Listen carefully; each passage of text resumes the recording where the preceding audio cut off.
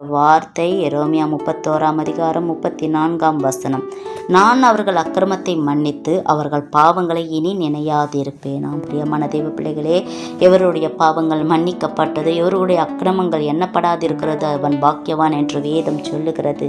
உங்கள் பாவங்களை மன்னிக்க மனுஷகுமாரனுக்கு அதிகாரம் கொடுக்கப்பட்டிருக்கிறபடினாலே தேவனிடத்தில் சேருங்கள். உங்கள் பாவங்களை ஒத்துக்கொள்ளுங்கள். உங்கள் மீறுதல்கள், உங்கள் அக்கிரமங்களை தேவ சமூகத்திலே ஒப்பு கொடுத்து நீங்கள் ஜெபிக்கும் பொழுது கர்த்தர் உங்களை மன்னிக்க வல்லவராயிருக்கிறார்.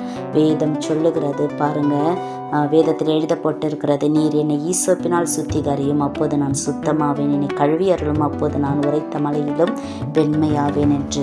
உங்களை சுத்திகரிக்கிற தேவனிடத்திலே சேருங்கள், கர்த்தர் உங்களோடு இருப்பார். வேதம் சொல்லுகிறது நீதிமொழிகள் 28:13 தன் பாவங்களை மறைக்கிறவன் வாழ்வடைய மாட்டான், அவைகளை அறிக்கையிட்டு விட்டு விடுகிறவனோ இரக்கம் பெறுவான் என்று.